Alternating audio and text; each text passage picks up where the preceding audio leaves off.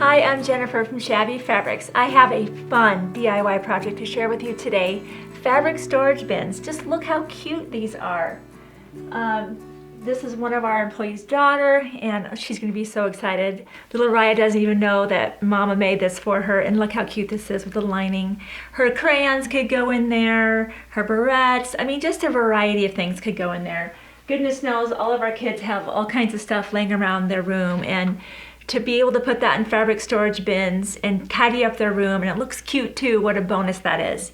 Now, we had another idea with the storage bags is what if we did that for Easter and made it a little Easter basket? Because I know when my kids were little and they were out doing their Easter egg hunt, a lot of times they'd bend over to get another egg and the eggs just tumbled right out of their basket and they would be crying and then have to pick them up. And so today we'll be doing this same type of fabric storage basket, but we'll be adding a handle so that your little ones can be using that for a little Easter basket. So if you're going to be doing the taller fabric storage bins, you'll want to cut your, it's basically a rectangle and the bottom and then a liner. So let's start with that. Let's just define what's here. We have the outside, the lining, and the bottom. If you like the taller storage bins, you'll be wanting to cut your actual body of the fabric. That'll be cut to 11 inches tall by 22.5 inches long. We do have this as a free download, so if you don't remember that number, don't worry, just go to our website under our free patterns and you'll be able to download, and it'll show you, it'll just list what the measurements are. 11 inches by 22.5. You'd cut the lining the same, and the bottom's going to be cut to a 7.5 inch diameter. So, but today, because we'll be doing an actual tote with a handle, I made mine shorter. In fact, let me show you what we've got here. And we made these with little Shabby shapes. I can't wait to tell you more about our Shabby shapes. They are exclusive to Shabby Fabrics. Look how cute this is. For Easter, we have the little bunnies and we have little eggs. These are the Shabby shapes. We've got all kinds of fun things on the website, and more is coming out literally every week. We've got tulips, we have daisies, butterflies, little bunnies, and of course the eggs in a variety of sizes. The Shabby shapes have heat and bond light on the back of each shape, and they're cut with a laser to shape, so they are literally perfect. You just peel off the back of the heat and bond, iron it down, and you're stitching, and it's so much fun. In fact, yesterday when we were putting this together, the sample, we got our Shabby shapes, peeled off the back, ironed them down, stitched this with a cute little blanket stitch. This whole thing was prepared in under 1 hour. If I was having to trace around all those shapes, you can imagine that alone would take an hour. So they're a great time saver, and they're very affordable. So I encourage you, grab some Shabby shapes and you'll just have a blast. Look how cute these are. We've got letters, we have cute little butterflies and flowers, and they just go all the way around the tote, so that the opportunity with the Shabby shapes is truly endless. So let's get started making the tote for our Easter basket. So because we're going to be having the handle, the lip will not turn under on this bag. So you'll actually cut this one to 9 inches. Actually, I think we actually made that just a little bit shorter. You could, of course, make this taller if you wanted to. We just made this one 8 inches, but the length is important, 22.5 inches, and then the bottom is 7.5 inches. Those two measurements aren't flexible because this width and this diameter have to, of course, marry up to make the bag. So 22.5, 7.5 on the circle. Now we've got this template. This will be a free download, and this is what it's going to look like. The inner circle is where you're going to be sewing. The outer circle is your cut line. We also decided, so that the bag would have a little more stiffness, rather than it just being fabric, we bought a lighter weight interfacing. It's an apparel weight interfacing, and we cut that. Let me flip this over so you can see what we did with this. We cut that 1/2 inch narrower than the width of our rectangle, and again, 1/2 inch narrower than the diameter of our circle. So that's another reason we have this line in here, is that's what you would be cutting. You just put your interfacing on like this, right over top of your template after you download it and print it out, and you would take your friction pen. I told you it's 4,000 times, I'm gonna tell you again. Another great use for this is you can just trace it on here, If you make a mistake with the friction pen, you just iron it away. Now don't get crazy with the heat because this is a heat activated product. So just a light touch of the iron would make that ink disappear. So you just trace this on here like this, all the way around. You'd cut that out. That will be your inner portion that will go on the outside. You cut on the outside of the actual bottom, and then you'd put the interfacing just on the inside. I don't know if you can see that. There's that gap right there. So that's how you prepare the pieces.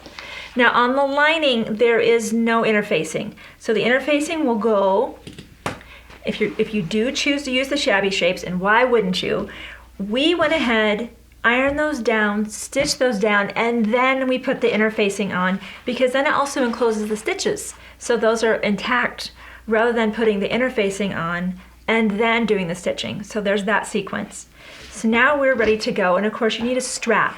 In this particular case, if you want to make the tote bag with the handle, we cut the handle 2.5 inches wide, and the length could be whatever you want and what you think would fit best for your child. I think we chose 18 inches on this. And again, we put just a little bit of interfacing just inside to reinforce the handle.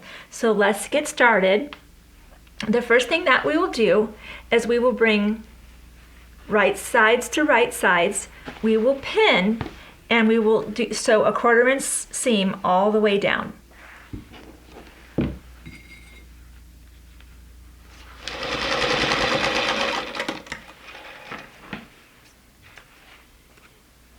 Okay. At this point, we'll take it to the mat and press that seam open. You'll repeat these exact same steps with the lining. Exactly the same. So you can even just do this step here, press the seam open, go grab the lining, repeat the same steps because it just reinforces what you just did. So we'll put that aside. Here's our lining fabric. Again, it would be right sides together. Bring that, sew a 1/4 inch. And we've already prepared that one ahead of time, but I just wanted to just show it to you so you're absolutely clear on that. So once that's completed, we've sewn the bin, we've sewn the lining, then we have the bottom. So we're gonna leave that with the wrong side out, and with the right side, that will go down. So the interfacing portion will be up. So it doesn't really matter where you begin, but you will pin. You'll get your pins, and very carefully, this is not fast, so take your time and pin very often. You know, you're trying to pin a circular thing, the lid, on something that's kind of almost two-dimensional here, so it just takes time, and you want to get in there and do a really good job. So you're going to pin, what is that, every inch, so all the way around here. So once I get that pinned, I will take that to the sewing machine, and again, so the 1/4 inch seam allowance. We'll repeat those steps for the lining as well. So now I have everything pinned. The sides are pinned to the bottom, and look how many pins I used. So I mean, that's even closer than an inch. Some of them are every 1/2 inch. So this step this is the hardest part. After this, it all gets easier. So it's a little awkward taking it to the sewing machine because it's like, how do you manage this fabric? Don't be afraid to kind of squish down the bag at this point to bring it to the sewing machine. You just want to make sure though that you're not getting too many bubbles back here, and that you're not sewing this side to that side. So you can either approach it from this way and begin sewing, or you could come in this direction here and begin sewing. Why don't we give that a try? So it's kind of like a wheel, and I think I'll get my glasses on here so I can see exactly what I'm doing. And we'll just sew very carefully. This is no area where you want to go fast. Take your time so everything goes as planned. Now that we've sewn the bottom to the main part of the bag, we get to turn it right side out. That's always my favorite part, to see what it looks like. Oh, so cute. Perfect. Aw, this is going to be a great Easter tote. Now we made the lining ahead of time, but just like I said, it's the same exact process.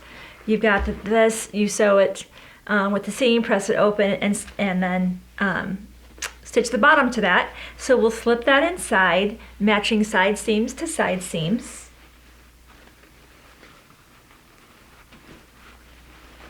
So you'll just want to take your time and get actually just that one seam, not side seams, just take your time. So that's how it'll begin to take shape. Now before we even go to that step, however, and actually we want that to be turned the other way because we want the lining. That's how we want this one. We don't turn that one right side out. We leave that like that and slip it in there. So that way when you look in the bag, you see that color. So now we need to go, I'm going to take that lining back out actually, and we need to turn that edge down a good, probably even a little bit more than 1/4 of an inch, maybe just a little past that, and we'll do that all the way around, and we'll press. We'll do the same with the bag itself, pressing that to the inside, and we will press. So now that we've turned both of the edges of the lining and the bag itself down, and I did a little bit more than 1/4 of an inch. I get 1/4 of an inch in my brain because I'm a quilter primarily, but it's okay to go more than 1/4 of an inch. I'm just making sure that the lining seam and the bag seam are matched up, and I'm just going to pin that real quick, just as a point of reference. And now let me show you. Let's put that aside for now. I just want to lock that in. Let's make the handle. So with the handle, we have 2 strips that are of our cute little polka dot, and then we had an interfacing. The interfacing is just going to give it a little more oomph, a little more strength, and so we iron that onto one of the pieces of the strap, and they're now right sides together, as you can see here. We will pin that, so 1/4 of an inch, so 1/4 of an inch. Make sure you leave those ends opened so we can turn it right side out. It'll be like a little tube. We'll turn it right side out and then we'll press it. Now I'll go ahead and turn this tube right side out. So I just grab a finger. There are some tools on the market that help turn. I think another tool I know I've used is we used to have these wooden spoons with the long round handle. Those were great. I've definitely used whatever I could get my hands on, but this isn't a big long amount. It's no big deal to just kind of work it through with your fingers, kind of keep grabbing it and pulling it. So you'll have it out here in very shortly. Okay, now that that has been pulled through, we'll take it to our pressing mat and we will just press that nice and flat. For added stability, I will take this to the sewing machine and sew about 1/8 of an inch just inside that actual seam. And it looks really finished too. It's just, it not only reinforces the strap, kind of holds everything in, secures that seam, but it just looks really finished as well. So now that we have our strap stitched on both sides, we will go to our bag, and you remember where there's the seam? So keep that in your sights. I put 2 pins there. It's kind of like a goal post. That reminds me of the front and now the back. That strap will, of course, be lateral. So we can begin to pin all the way around the bag where the straps won't be. So you'll begin to pin that lining to the outside of the bag. And you can kind of leave a gap of where that lining will be, or excuse me, where that strap will be, because we'll just fit it right inside there, pin it in place, and then we'll take it to the sewing machine, and when we sew 1/4 inch around, it'll just be caught in that seam allowance. So I'll go ahead and pin this around, making sure I insert those straps right in that side, and then we'll come back and take it to the sewing machine.